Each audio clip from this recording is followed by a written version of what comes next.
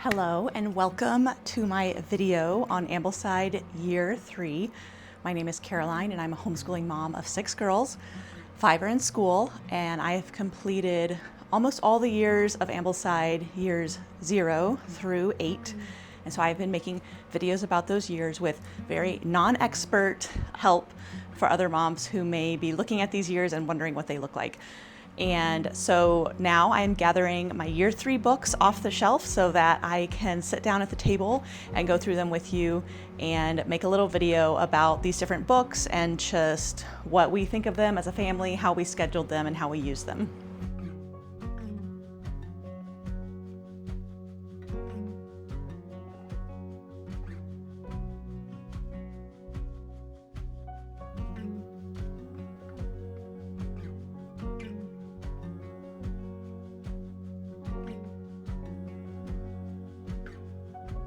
Okay, so here we are. I have all the books for Ambleside Year 3 gathered around me, and I'm just going to go through the book list section of the Ambleside website. If you'll look at that, that is where I'm taking the order of these books from. Now, if you're new here, these videos are probably only going to interest you if you have already committed to educating with a Charlotte Mason approach to your child's learning. And so if you're still wondering what that is, I have some other videos that explain how I settled on this philosophy for educating all of my children. And then there are some really great book and blog recommendations that I can give you.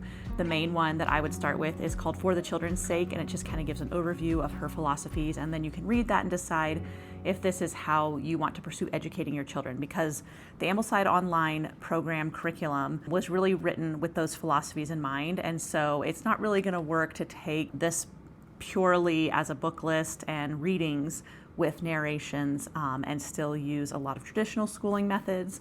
So just keep that in mind. If you're exploring what Ambleside would look like, then you can totally watch this video.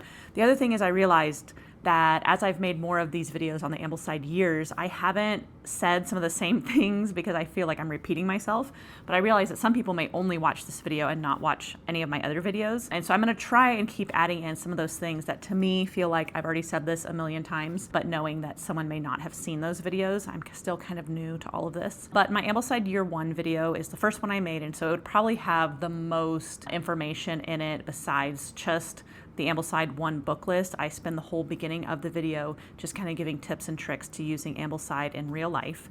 And then my video on narration, I feel like would be another really helpful one if you're wondering what this looks like in real life. So I'm definitely not an expert, and I've hopefully said that in every single video, but I have been learning from the experts for the last 10 years of schooling my children. When my daughter entered first grade, I had 4 kids total, and now I have 6, and 5 of them are in school. So homeschooling has never been perfectly organized or felt like I was doing an amazing job of it, just because I've always had so much going on. And so I want to offer kind of that real life look at what it looks like using Ambleside Online in a real family with a lot of kids with neurodivergence, with lots of different things going on, that it's okay to not do it perfectly. There are, the goals of it, and then there's how it works out in real life.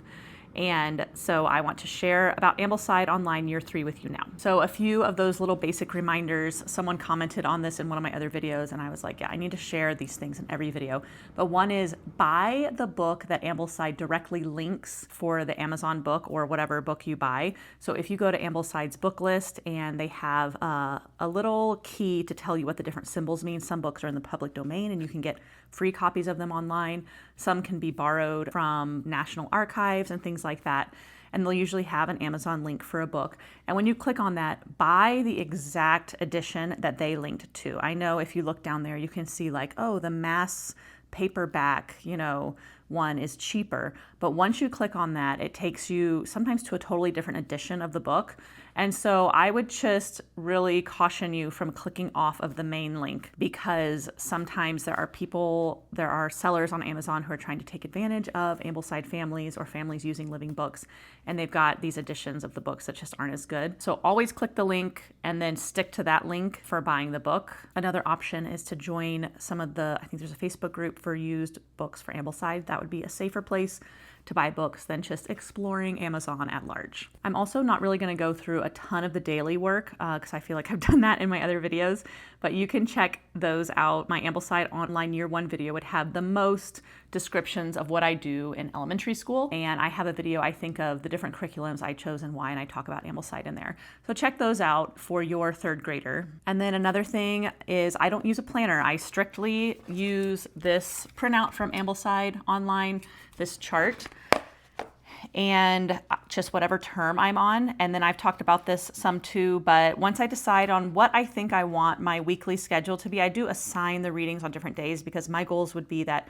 I would have a harder reading paired with maybe a medium reading and an easy reading. And sometimes medium and hard has to do more with how interested my child is in the book, not about how long it is or short it is. And other times I also split up readings over multiple days, and I'm going to talk all about that in this video. And so how I would make my schedule for my year 3, who I am still doing all the readings with, is I would just write the initial of the day of the week next to the book to tell me what I'm reading. So I might read Old Testament on Monday, and then I might do Island Story on Monday, so I put an M next to that. And then I'm going to pick another kind of easier one that they might be interested in. Probably some of these literature books I'm going to split up over multiple days, so I might do Princess and the Goblin on Monday too. But I'll add other days of Princess and the Goblin, so it'd be like Monday, comma, Wednesday, comma, Friday, and that means I read Princess and the Goblin split up on those 3 days. And so that works a lot better for me than a planner. Planners are pretty, and sometimes I think it's nice to see, like, if you have multiple kids, like what all you have to get done. And I have done that before, where I make a list on the fridge and I'm like, okay, on Mondays, I have to do, cello with this girl and piano with this girl and dictation with this girl. And I just have a list of all the things I need to get done, just so I can look at it and be like, okay, like I'm halfway through the day. Am I halfway through this list? So I have done things like generic things like that can be used week to week. But I found if I tried to really write in a planner every week, I just didn't find time to do it all the time, and then I would have a hard time knowing where I was. So no need to buy a fancy homeschool planner. With a lot of my curriculums, I just kind of keep the lessons to 20 minutes or less, find a good stopping place around 20 minutes, and then pick up where we left off the next day. That's in like math and reading and things like that. And with these, I just try and keep the readings short enough that my child can focus and give a good narration at the end, even if that means splitting up the reading during the day. So like read a couple paragraphs, narrate, read a couple paragraphs, narrate, or splitting up the reading over several days of the week. Okay, I'm going to talk about a little bit of the daily work. The first thing is copy work. So at this age, my kids are usually still doing handwriting practice as their copy work. And I've just used usually handwriting without tears. I don't use all the creative writing and grammar parts of it. I just strictly use the copy work part of it, and to teach them cursive. That's usually what we're starting by 3rd grade, sometimes earlier than that, depending on how my child's done. And my goal would be very short handwriting sessions where they do their very best work, as opposed to a lot of these like sheets of drills that are kind of mind-numbing and their hands cramping and they're giving up at the end. I would rather a really beautifully written one sentence than a page full of sentences that have just kind of been done sloppily. And that's very much in line with Charlotte Mason's approach also. I've also experimented some with Simply Charlotte Mason's handwriting program, but I've only used that with my now 1st grader who's just starting 1st grade. So I don't have as much of an opinion on that, but I will say it is very good at keeping the lessons short and doable. So if you're a mom who kind of struggles with like, how much should I be expecting from my child, that could be a really good fit. Okay, and then with phonics or reading lessons, at this point, usually my girls are getting to the point where I can tell they're about to take off with reading. I do not have super early readers. I have later to take off readers, which I think is okay, because sometimes when you have a really early reader, they are used to reading being easy, and they may not actually be getting as much out of it as you think. So I think there's pros and cons to having both, but I will have been doing all about spelling at this point. And usually when I get to level 3 of all about spelling, I'm starting to see that maybe we can stop with the formal reading instruction, and I will just pick a free read from the year 3 list that we sit down together for 15-ish minutes and they read aloud to me from it. And I can be there to correct, their pronunciations or something. We could also take turns reading paragraphs so that they're hearing the reading done really well. But at this point, with Ambleside Online, your child has heard so much reading aloud that they're probably going to be pretty solid in that and can just use the time to practice reading it themselves. So I switched to that at some point. Now, if you have a child with any neurodivergence or learning disabilities, like I have a daughter with dyslexia, and we are definitely still doing formal reading instruction in 3rd grade. And so just play it by ear, play it child by child. I talk about in my curriculum video why I love all about reading, And specifically after having experience with a child with dyslexia, I knew that using it would be the best fit for any of my children that had any learning disabilities. And I think it helped me catch it early on as a homeschool mom, but also knowing that I was doing things that the tutoring that she's in now, the same method is being used. Okay, and in mathematics, I've talked about this in my curriculum videos. I love Beast Academy, the online program, and there's several reasons. I love that they can be independent in it. I love that the lessons are short. I love that he doesn't spoon feed the answers to the children, but he gives them the tools to solve them on their own. I love that it keeps track of all of their grades and scores for me. The independent thing, though, was a huge thing because when I started using Beast Academy, I was bringing 3 girls home from school and I was starting a 4th girl. And so having a subject like math that they could do on their own was super helpful. And I might do a video later of exactly what Beast Academy looks like in our family and tips and tricks I've learned for how to make it successful. But I've also checked out Math with Confidence for my kindergartner last year because with Beast Academy, you need to be familiar with numbers 1 through 20. So it's better fit for like 1st grade or later. And I like Math with Confidence if you want a textbook. It's been really great. And I actually tried that out with my 3rd grader too, because when she was getting her diagnosis, I just wasn't sure if online was the best fit for her. And I'm going to play it by ear this year and see what we do. But Math with Confidence, if you need a book, written curriculum, is a great choice. And I also love Beast Academy. Okay, at this point, also want to emphasize what the Ambleside Online website emphasizes, which is oral narrations only. So please do not be forcing written narrations onto your child. And also reading aloud all of these books can still be the expectation. If there are some books, like maybe the Bible, Drop of Water, maybe some of the history that your child wants to start to try reading on their own, I would do that with great supervision and having pre-read the chapter yourself so that you can gauge from their narrations if they're getting enough of it to be independent in that. But personally, I would still just try and be the one reading to your child or letting them use audiobooks for as many of these as possible. Okay, we are jumping into the subjects now. So the first one on the list is Bible. And even if you are not a religious person, the Bible is still considered one of the greatest works of literature in the history of the world, so you can still read it strictly for that reason.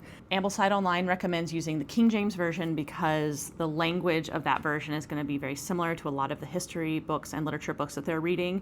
Personally, we use the ESV in our family, and so that's what we've used for our Bible readings.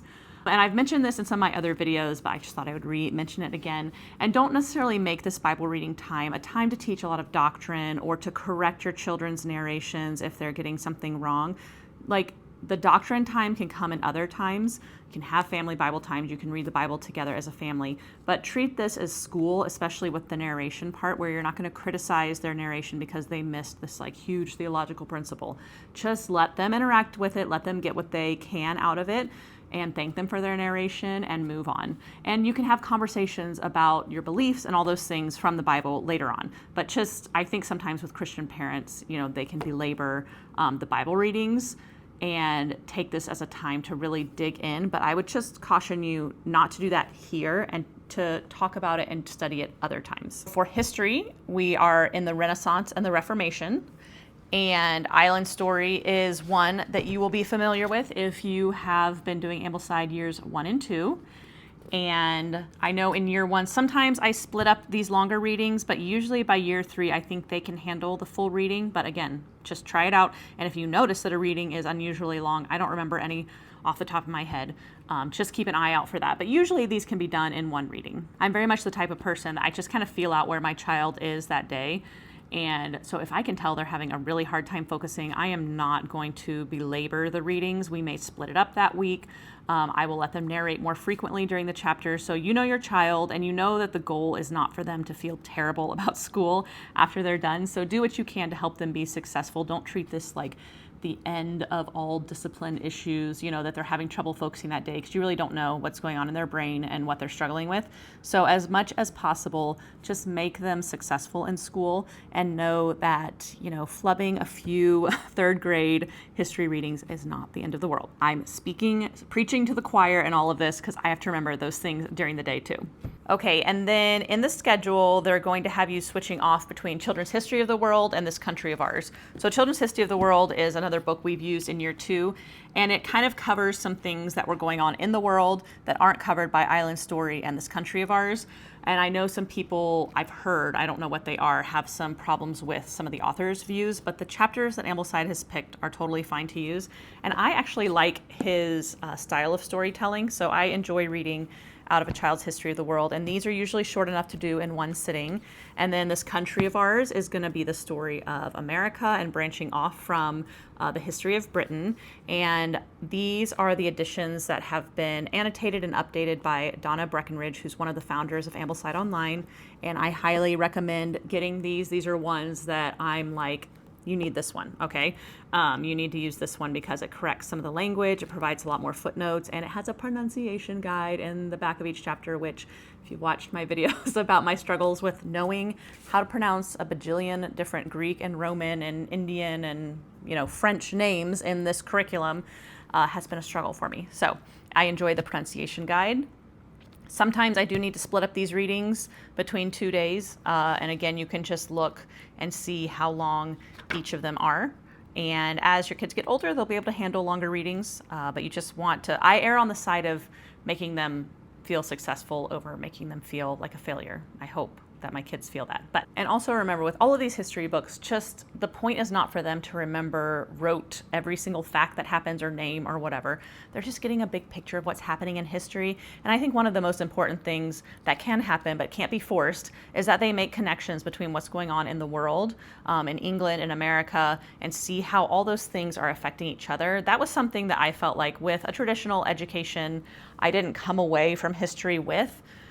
And I've really enjoyed developing in my own life as I've read through the Ambleside curriculum with my kids. And so I'm okay if they don't get it because I know that it took till I was an adult before I understood some of these things. So I don't stress if they're not getting all these connections and stuff either. Okay, then in biography, you continue trial and triumph. And I discussed this in my year 1 video because it can be one that the violence in it bothers some kids. By the time you get to 3rd grade, your children may be more okay with some of these stories. And my kids didn't really love hearing these, and it's so cool to read these in the context of what is going on in history, especially as you get to such an important time as the Reformation. Now, if you are not an evangelical Christian or Protestant, some of the stories in here may bother you, and I think there are places on the forum, the Ambleside forum, where you can discuss substitutions that fit more of your religious narrative. But again, it also doesn't hurt to just read perspectives from other people's point of view and expose our kids to those. Okay, also in biography, you can read about Da Vinci, that was louder than I meant it to be, or Michelangelo. Now you can see Michelangelo is a picture book and Da Vinci is a chapter book. And I have always just gone with Da Vinci. And I think if you have a young year 3 though, you could definitely go with the Michelangelo book. My girls have tended to be a little older than 3rd grade when I do year 3, and I've discussed that in other videos. I actually really love this book, and I cry at the end, which my kids are like, Mom. And I don't think it's a favorite of my girls, though. It is a little detailed and confusing for them, first of all, because it's all about Italy and the different provinces there, and that's confusing to them because as Americans, we're not as familiar with Italy as other places. And so that gets confusing, all the different rulers of all the different provinces. And then it gets very technical and detailed in some of the information. And so again, just help your child be like, it's okay that you don't remember everything for your narration. Like what was one thing you remember that happened in this chapter? This is one I would definitely recommend my narration video, watching that before you have them narrate this. So you know, like, what are my goals in their narration? It's spread over the term. And so let me see, remind myself how many chapters there are.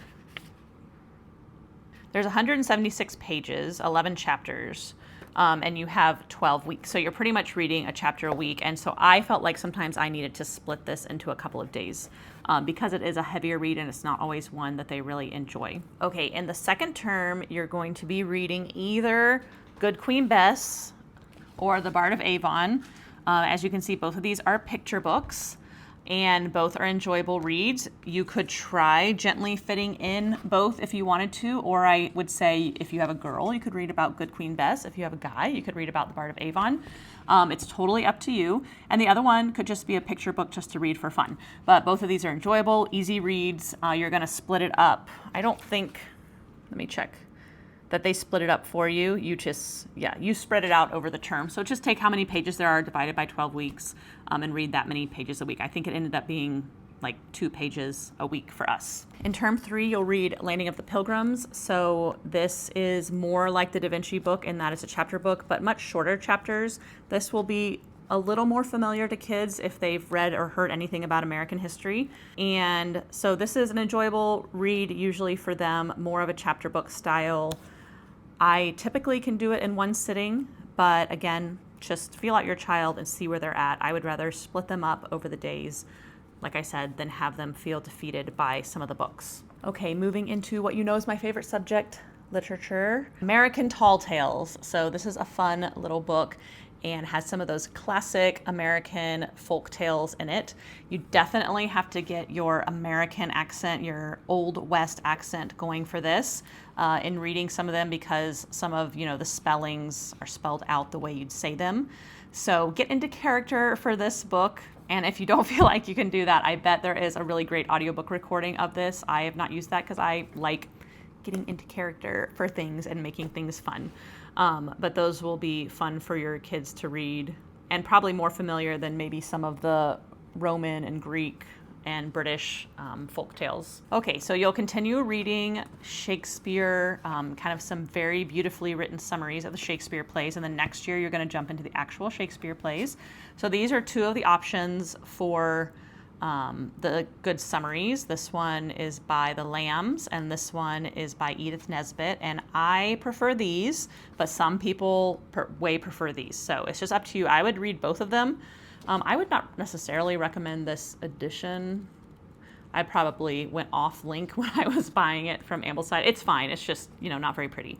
And this is a Puffin Classics edition. So try out either of these. These are longer. And these are shorter, which sometimes that can make these be more confusing because they have less time to flesh out these kind of complex plots. And I shared in my year 1 video, sometimes it's helpful to use little character representations in the Shakespeare stories, whether it's stuffed animals or little action figures that represent the different characters, and you move around, while you're reading, just so the child can get a sense of what's going on, because the names can be confusing. Okay, Sailors and Sea Babies. So this compilation is new from the last time that I did Ambleside Year 3. It's one of Anne White's guides, and if you can get an Anne White guide, I totally recommend it. We use some of her Plutarch ones, we use some of her Charles Kingsley ones, and this is another book by Charles Kingsley that she compiled the heroes, which is some of the famous Greek heroes mythology, with the Water Babies book by Charles Kingsley.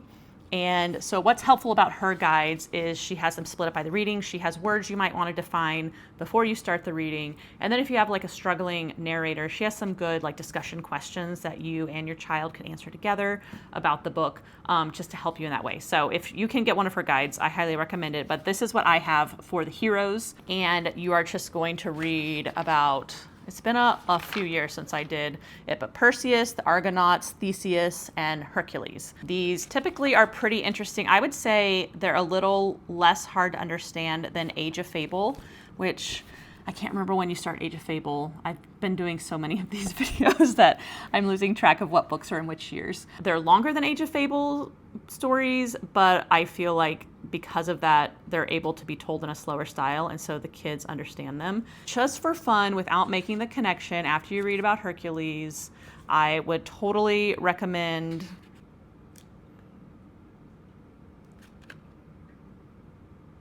Okay, now that I'm looking back, it looks like you don't even read the Hercules chapters. I was about to say I would totally recommend reading The Labors of Hercules Beale with your kids because they're going to love the connections that they make there. So maybe just read the Hercules chapters for fun and then read that book, which Gary Schmidt is one of our favorite older kids fiction writers. So that was a tangent, but there's the heroes. Okay, and then in my year 1 video, I discussed the idea of using magic and mythology in your kids' education and what I think of that. And one thing that I didn't mention in that video that I wish I had is that just because I've chosen to use magic and mythology with my kids, it doesn't mean that I just let them read whatever and that I don't still cultivate, a family library of things that I want to read. Now, anything from the Ambleside Online community or advisory, I trust to have a purpose and to be written well. So it's not like I'm just going out there and letting my girls check out books on Wiccan or something like that. When they're adults, they can do as much research and reading as they want to, but while they're kids, I'm still going to introduce them gently to all of these ideas in the world. And I wish I'd said that, because I may have given the impression that I just let my girls read whatever they want, and that's not the case. But in the Ambleside education, I feel like is one of the safest place to be exposed to some of these ideas and things that other people believe. Okay, going on into the novels for the year. Again, I think I say this every year, but I had never read these novels as a kid or teen or adult until I started homeschooling. So it's been fun to read them. The first one is The Princess and the Goblin. I'd never read George MacDonald as a child, but he really was kind of like the father of English fairy tales. And if you read about someone like Tolkien or C.S. Lewis, really inspired them when they were children with his stories. So The Princess and the Goblin is the first of a group of, I think, 3 books about these characters. My girls really enjoyed the main character being a little girl, but there is a really strong male character in there too for you boy families. And if you haven't read a lot of fiction, this book may feel kind of silly to you or weirdly written, and I would just say go along with it. It's establishing like the style of a fairy tale for your kids. It's got some really rich language, and it really is one of those foundational stories that in the last couple of 100 years, every child would have read. This one I do split into 3 days of reading, because I think on most days you have at least 3 chapters. It looks like 1 week you only have 1, but split it up throughout the week so it's not too much in one sitting. The second term literature's book is going to be Children of the New Forest, which I absolutely loved. It is long, and so this one is definitely one that you're going to split up on at least a few days. But I don't think I've read a literature book in Ambleside that I made so many connections with what we were reading about in history, because this is going to be all about Oliver Cromwell and King Charles and the 2 different groups of people that were living in England at that time that eventually caused a lot of them to move to the New World. And so just tons of connections with history. It's okay if your child doesn't get that. But this is a really beautiful story about a set of 4 siblings, 2 boys and 2 girls, and kind of their survival story, which, you know, when we were kids, we all loved a good orphan story, and just some really cool things that they go through together. And I think it's going to end up being one of your favorites. But again, it is long, and don't let that intimidate you. It is spread out over a whole term, 12 weeks, so lots of days that you can read little chunks of it. The last term's literature book will be The Jungle Books, and if you did not like just those stories in year 1 with Rudyard Kipling, do not despair. You get another try at The Jungle Books. Obviously, most of us have a connection to some of these stories from the Jungle Book movie, Disney movie, and you will definitely see some of the things where they took some of the ideas they took from these books. But again, this is one where sometimes the language style it's told in needs some help. So this is going to be very Indian language focused. So sometimes the pronunciations that he will have written in may be a little confusing to us. This is another one you might want to read in a little bit of a storytelling narrator's voice. And it's also a really great one to get a good audiobook of. And just let your child interact with the actual story that's going on and the language, and don't be too discouraged about their narrations, because they're going to miss out on a lot of detail, and that's totally fine. I would say of the 3 literature books, this is going to be the most challenging, but also could end up being one of your kids' favorites. Obviously, the story of Rikki Tikki Tavi is always enjoyable. So Pilgrim's Progress, you're continuing that from last year, reading 800 words a week. And I talked about in my year 2 video that I've always used like a paraphrase, a little Pilgrim's Progress edition, and that this year I'm going to try. I was reading a lot on the Ambleside website about Pilgrim's Progress. I'm going to try doing a dramatized original text version that I downloaded from a public archive that Ambleside recommended. So I'm going to try that and see how it goes. But if you've been reading a certain version of Pilgrim's Progress, there's the little Pilgrim's Progress where the characters are the bunnies and different animals. And then there's a little Children's Progress that is written by, I think, Helen Taylor, that bunny one is based off of. Those are 2 options to use, especially if you have a young year 3, true 3rd grader that you can do with them. Poetry, I always just buy the Ambleside compilation that they sell on Amazon. This is just a little way you can help support them. And then also it's nice to just have all the poems in here. For poetry, we just read 1 out loud a day, and I don't make them narrate this, and I don't make them comment on it, but if they want to reflect on it at all, I welcome that, or I might share my observations or things I liked or didn't like about the poem with them, but this is just to enjoy it and it be beautiful and not have to belabor it. Okay, one literature book I think I got out of order is Parables from Nature, and this is one that you'll have been using in years 1 and 2. If you haven't done years 1 and 2, totally fine. That was me when I brought all of my girls home from school. Not all of my kids had completed those years, but I like the modern English version. They would recommend, Ambleside would obviously recommend, if you can, to use the original language, but one of the creators of Ambleside Online did this modern paraphrase of it, so it's still really beautifully written. And I think especially, I shared that in year 1, sometimes these were a little much for my kids, but by year 3, they're really enjoying them. And again, don't belabor the morals of the story. Just let the child take from it what they will, and don't feel like you have to apply your adult viewpoint of the moral to them. But you can share your own narration and share what you got from it and connections you made with your child after they're done with their narration. Just make sure it's not done in like a corrective way, or if you have a narrator who's kind of defensive or whatever, that might be seen as like, oh yeah, well, let me show you how to do it. So just feel out your child and see how that would come across. But for the most part, my girls would love and do love when I narrate with them. Okay, geography. You're going to be studying Marco Polo throughout the whole term and kind of the Asian, Eastern European countries over there.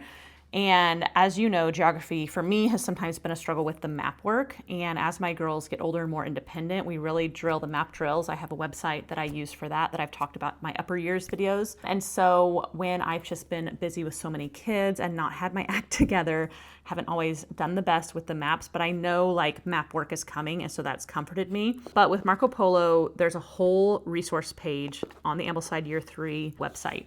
And this is not technically the main book they recommend. I do not remember why I got this one instead, but I've liked it. I've enjoyed it, and you'll split this up throughout the whole term. There's 26 chapters divided over 36 weeks. So I think I went through and marked some of the longer chapters and decided to split those. And then if it was a short chapter, I just read one a week. This is sometimes one that you can split up just because it can be a little technical sometimes for your kids. And then I also, in recent years, ordered a picture book that I think was recommended on the Ambleside website, not to read it, but to accompany this book and have some maps and different pictures of the things that we are talking about that Marco Polo encountered on his travels. And obviously I know I'm gonna probably search the forum really, really well before I do year 3 again to make sure I have really great map resources for this book. But as you know, with me and my girls, I'm all about doing it imperfectly. If I can't do it perfectly, I'm still going to do it, which is a struggle for me, but that's been me with map work in the elementary years. Have not done as well as I should with it. In addition to the Marco Polo books, there's those geography ideas that you're just going to be sprinkling throughout the year with your child. You're not going to have a formal sit-down lesson about those ideas. You're just going to kind of bring them up in discussion as you observe things with your child. Speaking of just bringing things up in discussion, same with Handbook to Nature Study. Okay, so this is a book that is not to read to your child, and I've talked about this in some of my other videos. It's a book that you read so that you can have an idea of some of the information about whatever science topic Ambleside is working on for that year. And so you could read this and have those ideas in the back of your head so that when you are out with your child and you're observing things, you can drop little nuggets of truth in there of ideas or things to get them thinking, and you also are ready to answer questions if they may have them. So along with that for science, in the first term, you're going to do a drop of water. This is a really fun book that your kids are probably going to love. You only read 1 page a week, and there are experiments in the back. But this was written by Walter Wick, who is the photographer that wrote the I Spy books that, I don't know about you, but when I was a kid, I just devoured those, and my own kids love them right now. So his photography is obviously beautiful, and he does a really great job explaining some of the science of water and has those experiments in the back to help with that. And then second term, you're going to be reading Pagu, which is written by Halling C. Halling. This is the first time that a book by him has been used for anything but geography, and this is science. So this actually is probably one of my favorite books that he's written. You will love following along with the story of Pythagoras as he starts off as a little blip in the ocean and all the journeys he goes on in his life. And I think I cried at the end of this one too, to be honest. It doesn't take much these days. And your child will probably really enjoy this book. The readings are usually only 1, 2, 3 pages, really beautiful illustrations, lots of little interesting facts along the sides that have to do with what you're reading. Okay, for science, this book is definitely longer and more intense than the other ones. This is Secret of the Woods. And this is the third book in a series of 7 books. So I think that can be confusing for some people because he just starts off using names of characters almost like you're supposed to know who they are. And so you might just need to remind your child of what the names are. A lot of them are Native American names because he has a Native American guide who's, I think, really the only other human. Towards the end, there are some other humans that interact with him and the animals. But in the beginning, there's an Indian guide who is a human, and then he uses names for the animals that he encounters. And I actually learned a lot from this book. Sometimes I would split this one up over a couple days, and definitely just remind your children of the names of the different characters, which are animals, so that they understand who is being talked about. If you live in a wooded area, this will be really fun because I think it will give the kids some insight into the lives of the animals that they see on a daily basis. Science Lab in a Supermarket. I forgot to grab that one. I do own it. I've never even broken it open though. We have not used it, but if you want to do more experiments with your child, you can. I have been operating on bare bones homeschooling of 4 and 5 kids for a while now, so I have not done it, but you're welcome to check that out and see if that would facilitate some more fun educational things with your kids. Okay, and then the last thing are free reads. And so there are some really amazing free reads on this list for this year. And here's how I use free reads. I already mentioned that if my child is ready to move on from formal reading instruction, I will pick a free read that they read aloud to me from every day. And so that's one way to get them in. And then once my kids get older, more like years 4, 5, 6, 7, I will assign a certain amount of time that they need to read to themselves from a free read that they can pick off the list. And that is just kind of something they can do on their own. They don't narrate it. And same with the reading instruction side of things, I wouldn't have them narrate it. And then these can also be bedtime stories. They can be family read alouds. They can be audiobooks that they listen to or you listen to together in the car. So just work them in. I have never gotten through the entire free read list with a kid, but they are just there. And a lot of times there will be some connections with what's going on in the story with the different history periods or things they're reading about in the other books. So there is a purpose to the books they pick besides them just being at a good level for that age child. There's often something else, that is a reason for the connection there. Okay, so the last time I did year 3 was the year that I moved from Georgia to Utah with our 6 kids. My baby was 9 months old, and it was probably one of the roughest homeschool years I've had. And my daughter was in 5th grade, but doing year 3. She was one of the girls that I brought back from private school, and so I started them a few years back in Ambleside from their grade level.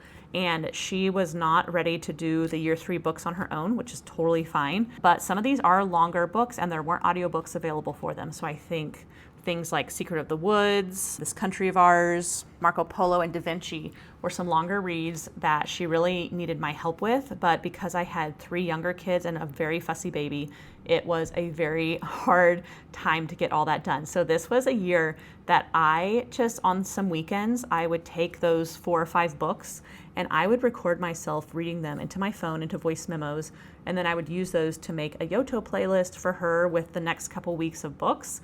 And I put them in the order that she would read them in. And so she would use those to be able to listen to them during school hours when the baby was too loud and fussy.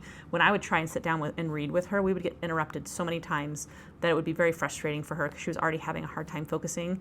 And then it was just so loud in our house. And I would try and do things during nap time, but I still had other kids that were awake. And so this was just a way that she and I worked out to help her be successful with school, for her still to be able to read these books, and for me to still be able to take care of the kids that I had to take care of. And so obviously that took a little bit of extra time, but honestly it was not bad at all. And I wish that I had found that method earlier on. Another thing we did with some of the literature books is we read them, me or my husband would read them to her at night, kind of as a bedtime story, some special one-on-one time with her, still have her narrate, whether she narrates that night or she narrates the next morning. But that was another way to work in some of these longer books that your kids may not be able to read on their own, but may be hard if you have a large family or you have a toddler, may be hard for you to get to. Okay, so when you're scheduling, like I said, I just write next to the days or the books what days I'm going to read them on.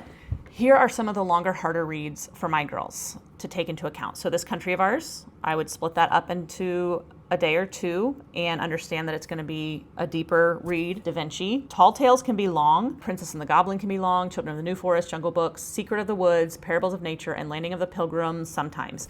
So not all of these are hard reads. Like, they may not be hard for them to focus on because they may be really enjoying the story. Like Princess and the Goblin, my girls are into it. It's just a lot of reading for the week. So just try splitting these up if you need to throughout the days, but also on the days they're assigned, pair them with some easier readings like the Bible. Marco Polo is pretty short, especially if you split it more than once a week. Drop of Water, The Heroes, Pagu, etc. Okay, and then books I would recommend getting hard copies of are Pagu and Drop of Water.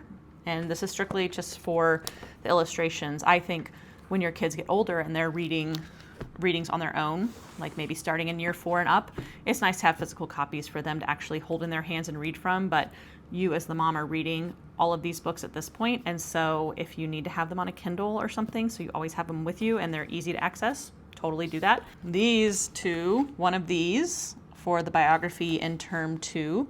And then I would recommend just having a hard copy of the Donna Breckenridge, This Country of Ours, because I don't know if you can get this electronically yet, but it is worth it to have her edition of those. Okay, and then what would I recommend if you need to use an audiobook? Definitely the literature books, Princess and the Goblin, Children of the New Forest, Jungle Books, I think have all really great audio recordings. American Tall Tales, I'm guessing, has one, and I think Island Story and Trial and Triumph have some too, and I do think Secret of the Woods had one. The thing with audiobooks I've found is sometimes, especially if they're read in any sort of accent, like I think the Jungle Book recording I have and Children of the New Forest and Princess and the Goblin either have a British accent or just one of those kind of like old-fashioned voices, which are beautiful to listen to, but for a kid, especially a young kid, may take some getting used to if they haven't heard that a lot.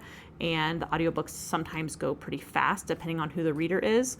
So I would just look out for that. And it may even be better to start off reading some of the books to them so that you can help them get all the characters straight, and then they switch over to an audiobook. I'm not sure, but try it out. And I would always encourage you to sit down and listen to the audiobook with your kid, but this could be a time where you could like feed the baby or be, folding laundry or something like that, where they're sitting still, maybe not even sitting still, where they're listening with full attention and you are there listening also. So you're kind of setting that example for them and still doing school together. Because at this age, especially a true third grader, they have a hard time just being sent to their room with an audiobook and not their mind not wandering off in the middle of it. So those are books that I think you could use audiobooks of if that's helpful. I would just encourage you to still be very active with them during this time so that you can make sure they are learning to give their full attention to the reading and not needing the readings cut into smaller bits. Okay, so I think I covered everything that I wanted to say about year 3, but as always, you can ask me any questions in the comment section and I will try to answer them. Very much not an expert. I only have experience using it in real life